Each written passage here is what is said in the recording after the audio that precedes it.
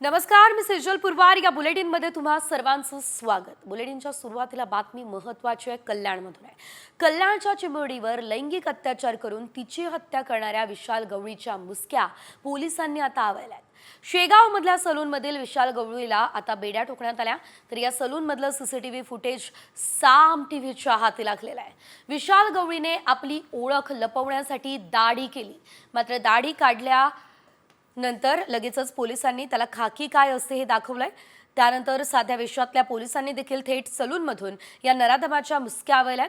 शेगाव पोलिसांनी झडप घालत विशाल गवळी याला सलून दुकानातून ताब्यात घेतलेलं आहे.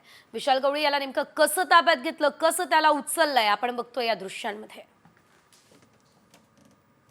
पुन्हा एकदा आपण दृश्यांच्या माध्यमातून बघूयात नेमकं या ठिकाणी काय घडलं होतं, कशा प्रकारे पोलिसांनी या विशाल गवळीला उचललंय. तो सलून मध्ये बसलेला आहे, दाढी त्याने केलेली आहे. आपला चेहरा ओळखू येऊ नये म्हणून त्यानं खरं तर हा सर्व खटाटोप केलेला होता.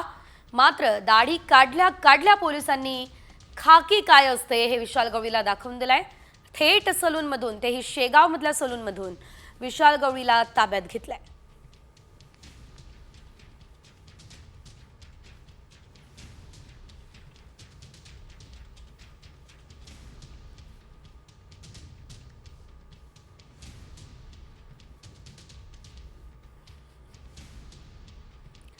तर कल्याणमधील अल्पवयीन मुलीच्या हत्या प्रकरणातील आरोपी विशाल गवळीला आज कल्याण कोर्टामध्ये हजर केलं जाईल.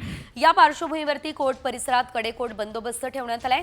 काल विशाल गवळीला शेगावमध्ये अटक करण्यात आली होती. दाढी करताना सलूनमध्येच गवळीला पोलिसांनी बेड्या ठोकल्या. या प्रकरणी त्याच्या तिसऱ्या पत्नीला सुद्धा अटक करण्यात आलेली आहे.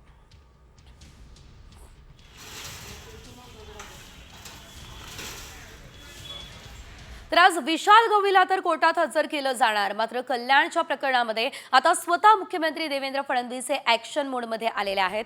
कारण कल्याणचा आरोपी विशाल गवळी याला फाशी होईल हे सुनिश्चित करा असे आदेश मुख्यमंत्री देवेंद्र फडणवीस यांनी दिले आहेत. मुख्यमंत्र्यांनी ठाण्याच्या पोलीस आयुक्तांना फोन केलाय आणि हे आदेश दिले आहेत. कल्याणचा खटला हा फास्ट ट्रॅक कोर्टात चालवा असे आदेश फडणवीसांनी दिले आहेत. कल्याणचा नराधम विशाल गवळीने एका अल्पवयीन मुलीवर लैंगिक अत्याचार केलेत आणि त्यानंतर तिची हत्या केलेली आहे. विशेष म्हणजे विशाल गवळीच्या पत्नीने मुलीच्या मृतदेहाची विल्हेवाट लावण्यासाठी मदत सुद्धा विशाल गवळीची केलेली आहे. अतिशय दुर्दैवी अशी घटना कल्याणमध्ये घडली असल्याचं आपण बघितलं. अगदी अल्पवयीन मुलीवरती अत्याचार करून तिची हत्या करण्यात आली. त्यामुळे कठोरात कठोर कारवाई विशाल गवळीवर व्हायलाच हवी असं स्वतः मुख्यमंत्र्यांनीही म्हटलंय.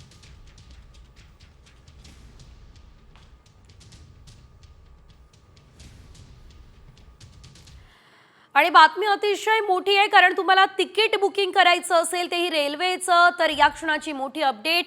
IRCTC रेल्वेची आरक्षणाची वेबसाईट तांत्रिक कारणामुळे बंद झालेली आहे. IRCTC रेल्वेच्या आरक्षणाची वेबसाईट ही आता तांत्रिक कारणामुळे बंद झाली असल्याचं कळतंय. वेबसाईट बंद झाल्यानं नागरिकांना अडचण येतेय. तात्काळ रिझर्वेशन काढणाऱ्यांना याचा फटका बसतोय. 10 दिवसांमध्ये दुसऱ्यांदा वेबसाईट बंद झाले. सुट्टीचे दिवस आहेत, नागरिकांना अडचण होतीये. फिरायला गेलेल्या अनेक नागरिकांच्या तिकीट्स अडकलेल्या आहेत आणि अचानक वेबसाईट बंद झाल्यानं तारांबळ उडाली आहे.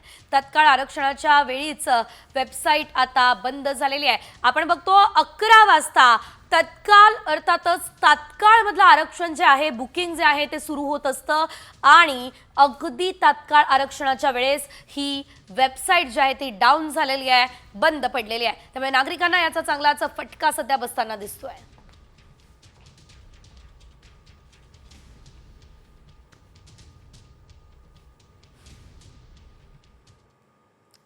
त्यामुळे आता तुम्ही सुद्धा जर रेल्वेचं तिकीट बुक करण्याचा प्रयत्न करत असाल तर जोपर्यंत हा तांत्रिक बिघाड सुरळीत होत नाही तोपर्यंत तुम्हाला थांबावंच लागणार आहे. यानंतर पुढे घेऊयात उर्वरित बातम्यांचा धावता आढावा. महानगरपालिका निवडणूक उद्धव ठाकरे स्वबळावरती लढणार का असा प्रश्न विचारला जातोय. महानगरपालिका निवडणुकांसाठी आता उद्धव ठाकरे ॲक्शन मोडमध्ये आलेले आहेत. ठाकरेंच्या उपस्थितीत आजपासून मातोश्रीवर बैठकांचं सत्र सुरू होत आहे. ठाकरे पदाधिकाऱ्यांकडून तयारीचा आढावा घेणार आहेत.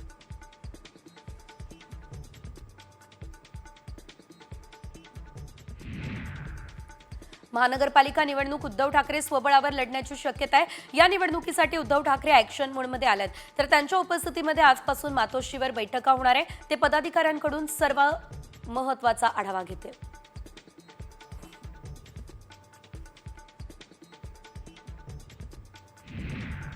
विधानसभा निवडणुकीनंतर आता शरद पवार पक्ष संघटनेमध्ये भाकरी फिरवणार अशी माहिती सूत्रांनी दिली।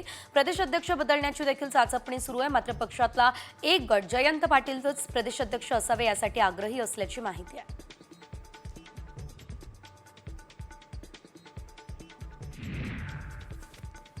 उपमुख्यमंत्रीपद स्वीकारल्यानंतर आता एकनाथ शिंदे आज पहिल्यांदा दिल्ली दौऱ्यावर जात आहे। यावेळेस ते पंतप्रधान मोदी, गृहमंत्री अमित शाह यांच्यासह JP नड्डा यांचीही भेट घेणार आहे। ही सदिच्छा भेट असल्याचं सध्या तरी बोललं जात आहे।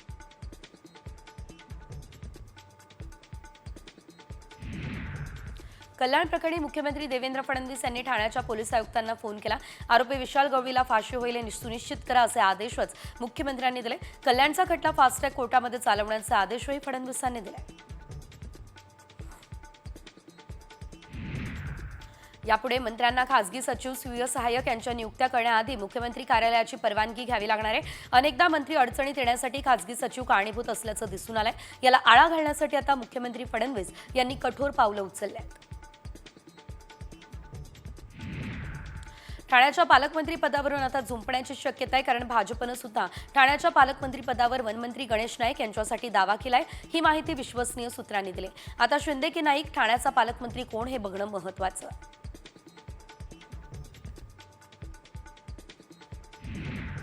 कसबा बावड्यातील सेवा रुग्णालयाला आरोग्यमंत्री प्रकाश आंबेडकर यांनी अचानक भेट दिली। आरोग्यमंत्र्यांनी अचानक भेट दिली, त्यामुळे प्रशासनाची आणि डॉक्टरांची तारांबळ उडाली। रुग्णालयातील अनेक सुविधांसंदर्भात यावेळेस आंबेडकरांनी जाब विचारला।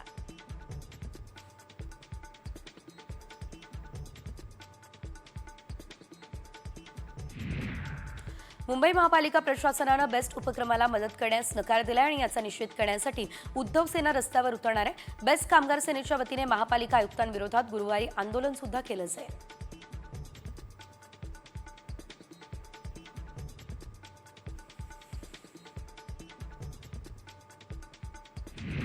फेब्रुवारीपासून JNPA ते गेटवे अंतर अवघ्या 25 मिनिटांमध्ये पार करता येईल। प्रवास सुविधेसाठी आता स्पीड बोटीचा पर्याय उपलब्ध करून देण्यात आलाय। यासाठी लागणाऱ्या निधीला सुद्धा आता मंजुरी मिळाली आहे।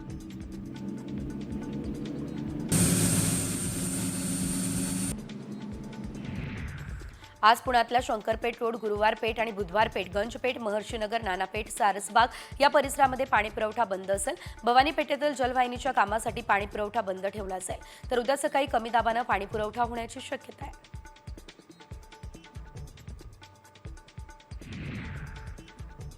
बँक खात्याचं KYC झालेलं नाही अशांनी पेन्शन बंद होण्याची शक्यता आहे, कारण संजय गांधी निराधार योजना आणि श्रावणबाई योजनेतल्या ज्येष्ठ नागरिकांची पेन्शन DBTद्वारे थेट बँकेमध्ये जमा होणार आहे। मात्र ज्यांचं KYC होऊ शकत नाही त्यांचं काय करायचं याबाबत सरकारकडून स्पष्ट निर्देश अद्यापही आलेले नाहीत।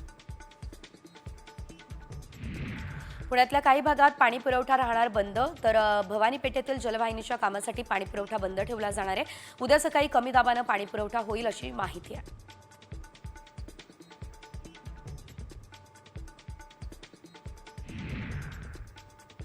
विमान प्रवासात आता किती हँडबॅग किंवा किती केबिन बॅग घेऊन जाऊ शकतात या नियमांमध्ये बदल करण्यात आलाय। नव्या नियमांनुसार आता प्रवाशांना फ्लाईटमध्ये केवळ एकच हँडबॅग किंवा केबिन बॅग घेऊन जाण्याची परवानगी असेल। प्रवासी 7 किलो वजनाची फक्त एक केबिन बॅग घेऊन जाऊ शकतात।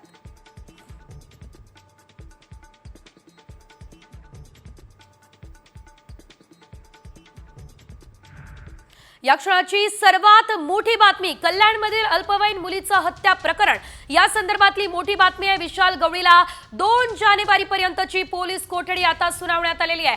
नराधम विशाल गवळीची थेट पोलीस कोठडीमध्ये आता रवानगी करण्यात आलेली आहे। तर अल्पवयीन मुलीच्या हत्या प्रकरणातील आरोपी विशाल गवळी याला 2 जानेवारीपर्यंत पोलीस कोठडी सुनावण्यात आलेली आहे।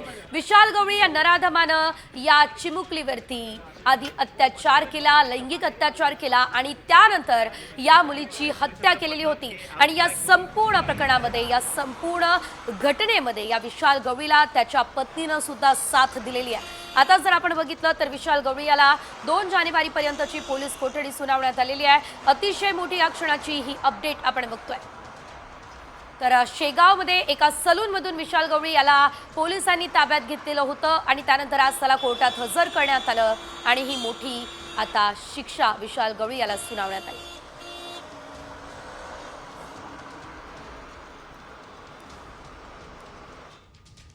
यासह इतरही काही महत्त्वाच्या बातम्यांचा आढावा पुढे घेऊया टॉप 50 मध्ये। यवतमाळ विभागाच्या बसमध्ये महिला सन्मान योजनेअंतर्गत तब्बल 1,30,32,000 महिलांनी एसटीने प्रवास केलेला आहे। याद्वारे एसटी परिवहन महामंडळाला 37,42,15,000 रुपयांचं उत्पन्न मिळालं आहे।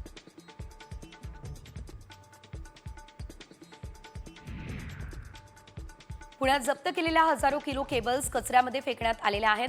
महापालिकेने राबवलेल्या सर्वंकष स्वच्छता अभियानामध्ये विद्युत विभागाने बेकायदा टाकलेल्या केबल्स जप्त केल्या आहेत, त्यामुळे त्याची थेट कचऱ्यामध्ये टाकून विल्हेवाट लावण्यात आली आहे।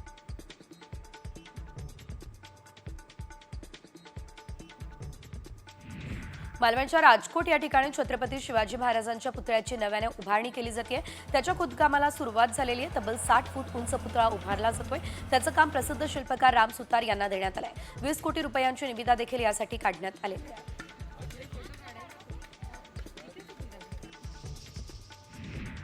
द इंडियन इन्स्टिट्यूट ऑफ ऑर्किड्सच्या यवतमाळ केंद्रातर्फे घर बांधकामातील विविध वस्तूंचं डिझाईन बॉक्सचे प्रदर्शन येत्या 28 ते 30 डिसेंबरला भरवलं जाईल। शहरातील पोस्टल ग्राउंडवरती या कार्यक्रमाचं आयोजन करण्यात आलं आहे।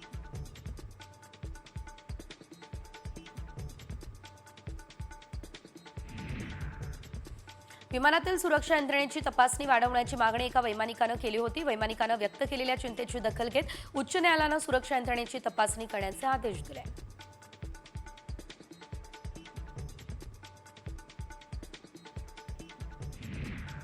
मराठवाड्याच्या जिल्हा परिषदेच्या शाळांमधल्या विद्यार्थ्यांच्या गुणवत्तेमध्ये प्रचंड घसरण झाली आहे, कारण विद्यार्थ्यांना वाक्यही वाचता येत नाहीये। काहींना 99 पर्यंतचं संख्या ज्ञानही नाहीये असं समोर आलं। मराठवाड्यातल्या 8 पैकी 6 जिल्ह्यांमधल्या जिल्हा परिषद शाळांमधल्या 29% विद्यार्थ्यांना मराठी वाचताच येत नाहीये। अमरावतीमधल्या करीना थापाला प्रधानमंत्री राष्ट्रीय बाल पुरस्कारानं सन्मानित केलं जाणार आहे। एका आगीच्या दुर्घटनेमध्ये करीनानं स्वतःचा जीव धोक्यात घालून इतरांना वाचवलं होतं। त्या शौर्याबद्दल हा गौरव केला जाणार आहे। 17 वर्षांच्या करीना थापाला राष्ट्रपती द्रौपदी मुर्मू यांच्या हस्ते आणि पंतप्रधान नरेंद्र मोदी यांच्या उपस्थितीमध्ये हा पुरस्कार दिला जाईल।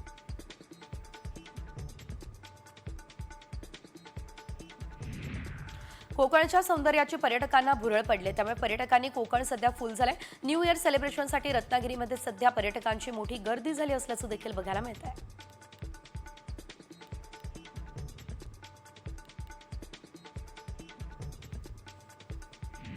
नाताळची सुट्टी आणि 31 डिसेंबर साजरा करण्यासाठी पर्यटक मोठ्या संख्येने सध्या कोकणात दाखल होत आहे। देवगड, मालवण आणि वेंगुर्ला समुद्र किनाऱ्यावर पर्यटकांची गर्दी दिसते आहे। सरत्या वर्षाला निरोप देण्यासाठी पर्यटक कोकणामध्ये दाखल झालेले आहेत।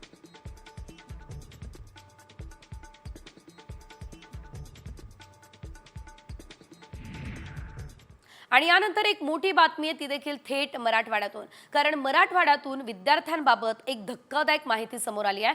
ती म्हणजे मराठवाड्याच्या जिल्हा परिषदेच्या शाळांमधल्या विद्यार्थ्यांच्या गुणवत्तेमध्ये प्रचंड घसरण झालेली आहे। तर विद्यार्थ्यांना साधं वाक्य वाचताही येत नाही आहे किंवा 99 पर्यंतचं संख्या ज्ञान सुद्धा या विद्यार्थ्यांना नाही आहे। मराठवाड्यातल्या 8 पैकी 6 जिल्ह्यांमधल्या जिल्हा परिषद शाळांमधल्या 29% विद्यार्थ्यांना मराठी वाचता येत नाही आहे। गणित विषयात तर बहुसंख्य विद्यार्थी मागे आहे। वाचनासोबत लहान लहान शब्द देखील या विद्यार्थ्यांना लिहिता येत नाहीये, असंच सध्या समोर आलेलं आहे। विद्यार्थ्यांच्या गुणवत्ता वाढीसाठी आता उपाययोजना हाती घेण्याच्या सूचना या सध्या देण्यात आलेल्या आहेत। मराठवाड्यामध्ये एकंदरीतच शिक्षणाची चांगलीच दैना झाली असल्याचं बघायला मिळत आहे।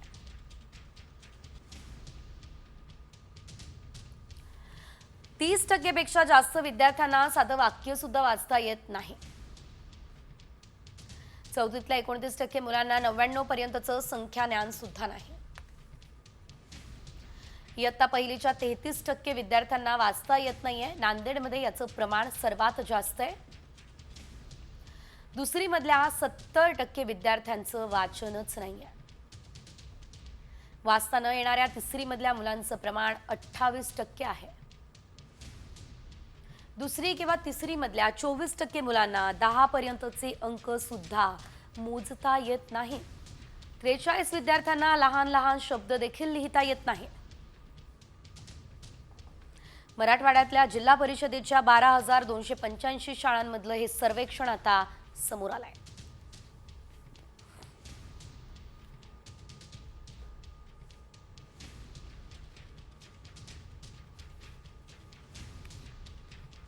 तर मराठवाड्यामध्ये कशा प्रकारे शिक्षणाची ही दैना उडालेली आहे हे आपण बघितलं आणि यानंतर उर्वरित बातम्या वेगवान पद्धतीने. वर्षभरात 35,000 विद्यार्थी परदेशात गेल्याच्या संशयावरून ईडीने देशभरात 8 ठिकाणी छापे टाकले. मुंबई आणि नागपूरमधल्या 2 संस्थांमार्फत 35,000 विद्यार्थ्यांना प्रवेश मिळवून देण्याचा करार केला. या प्रकरणी आता 2 आरोपींची खाती गोठवण्यात आली.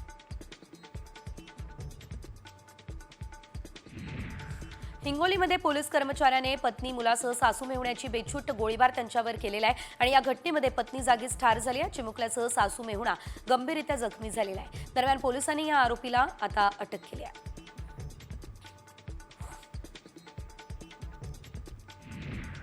नाशिकमधल्या दिंडोरीमध्ये बनावट नोटांचा छापखाना उद्ध्वस्त करण्यात आला. दिंडोरीमधील लॉजवर सुरू असलेल्या या छापखान्यातून प्रिंटर, कागद आणि मोबाईल पोलिसांनी जप्त केले. शिवाय 20,700 रुपयांच्या मुद्देमालासह तिघांना बेड्या ठोकल्या.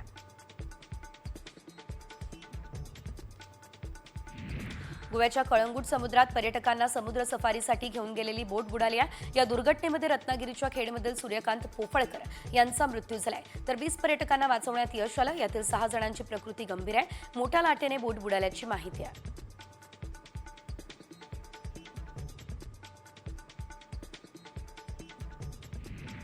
मराठवाड्यात आजपासून पुढचे 3 दिवस पाऊस आणि गारपिटीचा अंदाज वर्तवला जातोय. आज सकाळपासून मराठवाड्याच्या बहुतांश भागांमध्ये संपूर्ण ढगाळ वातावरण आहे. सूर्यदर्शनच झालेलं नाहीये, त्यामुळे आता पाऊस होण्याची चिन्ह आहेत. रब्बी पिकांना या पावसाचा फटका बसेल ही भीती आहे. विदर्भात सुद्धा आज सकाळपासून ढगाळ वातावरण आहे. पुढचे 3 दिवस पाऊस आणि गारपिटीचा अंदाज वर्तवला जातोय, त्यामुळे रब्बी पिकांना या पावसाचा फटका बसेल अशी भीती शेतकरी व्यक्त करत आहेत.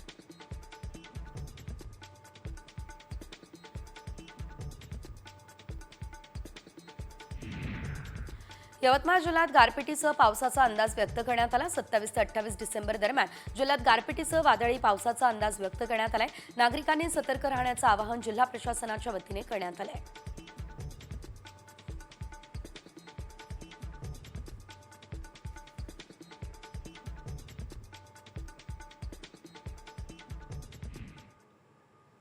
आणि आता बातमी लाडक्या बहिणींसाठी महत्त्वाची आहे, कारण लाडक्या बहिणींच्या खात्यात डिसेंबरचा हप्ता जमा होण्यास सुरुवात झाली आहे. विशेष म्हणजे आधार कार्ड लिंक नसल्यानं योजनेचा लाभ घेऊ न शकलेल्या लाडकींना दिलासा मिळाला आहे. ज्यांची आधार जोडणी पूर्ण झालेली आहे अशा 12 लाख नव्या लाभार्थ्यांना हप्ता मिळणार आहे. पाहूयात या संदर्भातला हा खास रिपोर्ट. 12 लाख नव्या लाडकींना हप्ता मिळणार. आधार जोडणी झालेल्या महिलांना लाभ. लाडकीचा वर्षाचा शेवट गोड होणार. मुख्यमंत्री लाडकी बहीण योजनेमुळे महायुती सरकार सत्तेवर आलंय. सत्ताधारी नेते तेही उघडपणे याची कबुली देत आहेत. आता मोठा आर्थिक डोलारा असलेली ही योजना सुरू ठेवण्यासाठी सरकारची कसरत सुरू झालीय. या योजनेचा डिसेंबर महिन्याचा हप्ता देण्याची प्रक्रिया सुरू झालीय. लाडक्या बहिणींना 1,500 रुपयांप्रमाणे 6वा हप्ता मिळणार आहे. डिसेंबरच्या हप्त्यासाठी महायुती सरकारनं पुरवणी मागण्यांमध्ये 3,500 कोटी रुपयांची तरतूद केली आहे. विशेष म्हणजे ज्या महिलांना आधार सीडिंगमुळे म्हणजेच आधार कार्ड लिंक नसल्यामुळे लाभापासून वंचित राहावं लागलं होतं, त्यातल्याही ज्यांचं आधार कार्ड सीडिंग झालंय त्या लाभार्थी महिलांना सन्मान निधीच्या वितरणाची सुरुवात झाली आहे. आज साधारणपणे आधार सीडिंग झालेल्या नव्याने झालेल्यापैकी 12 लक्षपेक्षा अधिक महिलांना आपण लाभ वितरणची सुरुवात केलेली आहे. 67 लाखापेक्षा अधिक महिलांना आज आपण पहिल्या दिवशी लाभ वितरित करत आहोत. असंच उद्या, परवा आणि आणखीन पुढचे 2 दिवस असे 4 दिवस रोज महिलांना लाभ वितरण करण्यात येईल. पैसे येण्यास सुरुवात झाल्यानं लाभार्थी महिलांनी आनंद व्यक्त केलाय. गेल्या 2 महिन्यापासून आम्ही वाट बघत होतो लाडकी बहीण योजनेचे आम्हाला पैसे येतील. सरकारने 2100 देण्याचे सांगितलेले होते, पण आता आम्हाला टेक्स्ट मेसेज आला 1,500 रुपयांचा, तरी आम्ही खुश आहोत. मुख्यमंत्री माझी लाडकी बहीण योजनेच्या 5 हप्त्यांची रक्कम पात्र लाभार्थी महिलांच्या खात्यामध्ये वर्ग करण्यात आली होती. जुलै ते नोव्हेंबर पर्यंत 1,500 रुपयांप्रमाणे 7,500 रुपये महिलांच्या खात्यात जमा करण्यात आले होते. निवडणुकीपूर्वीच महिलांच्या खात्यामध्ये नोव्हेंबर महिन्याची रक्कम आली होती. आता डिसेंबरच्या हप्त्याची रक्कम महिलांच्या खात्यात येते. त्यात 2,34,00,000 महिलांचा समावेश आहे. आधार लिंक झालेल्या 12 लाख नव्या लाभार्थ्यांनाही हप्ता मिळणार आहे. 4 ते 5 दिवसांमध्ये टप्प्याटप्प्याने हे वितरण होणार आहे. पहिल्याच दिवशी 67 लाखांहून जास्त महिलांना हप्त्याचं वितरण झालंय. राज्याच्या तिजोरीमध्ये खडखडाट असताना महायुती सरकार लाडकीला पैसे देण्याची तरतूद करतंय. 1500 रुपयांवरनं 2100 रुपयाचा हप्ता देण्याचं आश्वासन सरकार कसं पूर्ण करणार याकडे सगळ्यांचं लक्ष आहे. तुर्तास लाडक्या बहिणींचा 2024 सरत्या वर्षाचा